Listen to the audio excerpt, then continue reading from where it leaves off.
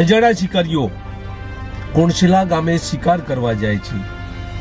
આ શિકાર ગોળી મારીને કરવામાં આવે છે, પરંતુ ગામ લોકોને જાણ થાય છે અને ગામ લોકો દ્વારા આ શિકારીઓને પકડવા માટેના પ્રયત્નો કરવામાં આવે છે।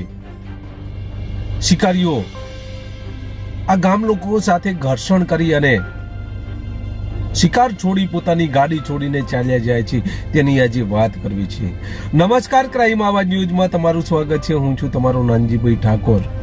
રાધનપુર તાલુકાના કોલ્હાપુર ગામે ગઈકાલની એક ઘટના સામે આવી છે, જેમાં કેટલાક શિકારીઓ કોલ્હાપુર સીમમાં શિકાર કરવા જાય છે। શિકાર શોધતા હોય છે, તેવામાં ગામ લોકોનું કહેવું છે કે આ લોકો રોજનો શિકાર કરે છે, ગોળીબાર કરે છે, ગોળી મારીને આ રોજની હત્યા કરી નાખે છે। ગામ લોકોને ખબર પડે છે, ગામ લોકો ત્યાં પહોંચે છે અને આ શિકારીઓ સાથે ઘર્ષણ થાય છે। શિકારીઓ પોતાનો શિકાર અને ગાડી છોડીને ચાલ્યા જાય છે। આવી ઘટના અહીંયા ઘટે છે અને ત્યારબાદ આરએફઓને જાણ કરવામાં આવે છે। આરએફઓ પણ ઘટના સ્થળે દોડી જાય છે અને તપાસ શરૂ કરે છે। તો આ મામલે ગ્રામજનો શું કહી રહ્યા છે તે પ્રથમ આ તેમનું ઓડિયો સાંભળીએ, ત્યારબાદ આગળ ચર્ચા કરીએ। ઘટના હતી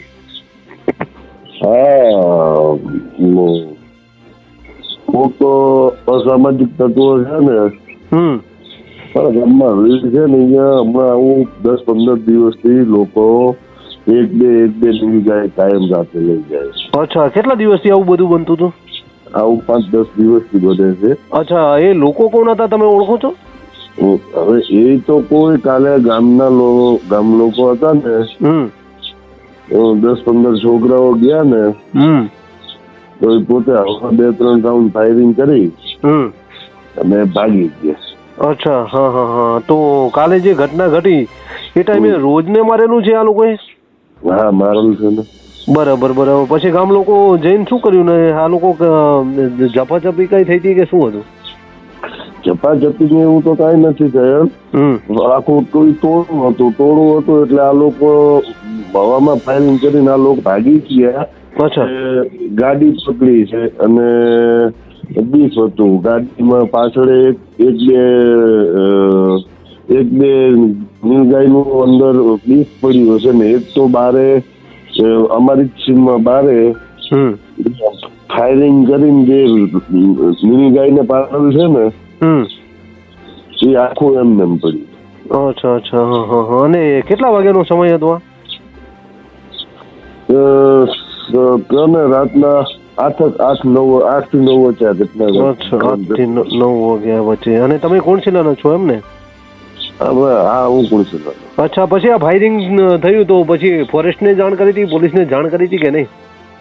ફોરેસ્ટ ના સાહેબ બધા રાતે આવેલ હતા। અચ્છા, બરાબર। અત્યારે રાતે એવું કહેતા હતા કે આને FSL માં લઈ જશું, ઓલું અમારે PM થશે, PM થઈ અને આગળની કાર્યવાહી કરશું। Okay okay. હવે તમારે મીડિયાના માધ્યમથી શું સરકારને સંદેશો મોકલવો છે?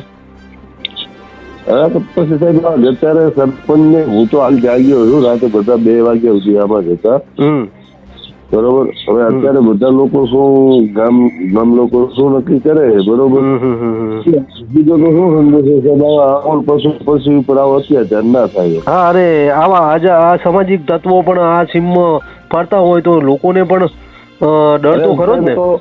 સમજી લો કે 10-15-20 જણા હતા, આ 1-2 જણ હોય તો આ લોકો તો એને મારીને એની બીક લઈ ગયા। અચ્છા, હા હા હા। એટલે ડરનો માહોલ ટૂંકમાં છે ગામ લોકોમાં? 100% બરાબર। Okay okay. શું નામ આપનું? મારું નામ ઇમરોજી। ઓકે ઓકે જી।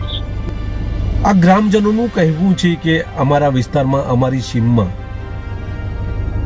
આ લોકો શિકાર કરવા આવ્યા હતા અને બંદૂકના અવાજના કારણે અમે બધા ભેગા થયા, ત્યારબાદ ત્યાં ગયા એટલે અમારે પણ આ શિકારીઓ સાથે ઘર્ષણ થાય છે। ઘર્ષણ થતાની સાથે જ આ શિકારીઓને ખબર પડી જાય છે કે હવે અમારા 12 વાગવાના છે, જેથી આ શિકાર અને ગાડી છોડીને ચાલ્યા જાય છે। ગામ લોકો દ્વારા આરએફઓને જાણ કરવામાં આવે છે આરએફઓ પણ ઘટના સ્થળે દોડી જાય છે અને આજે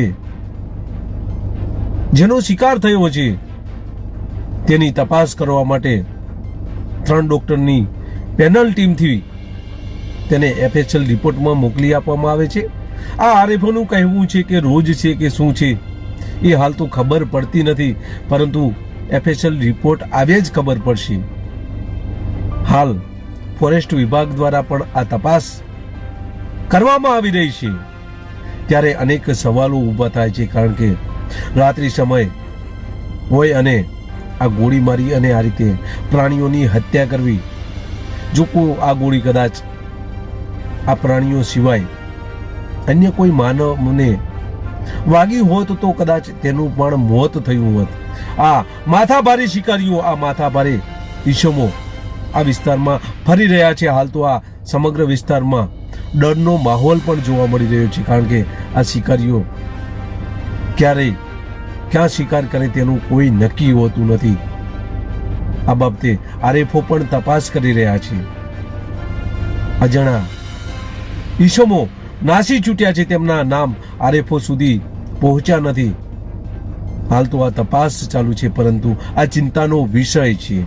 બસ એ જ. જો તમે અમારી ચેનલમાં નવા છો અને આવા જ લેટેસ્ટ ન્યૂઝ જોવા માંગો છો તો અમારી ચેનલને અત્યારે સબસ્ક્રાઇબ કરો, જેથી આવનાર લેટેસ્ટ ન્યૂઝ તમારા સુધી પહોંચી શકે.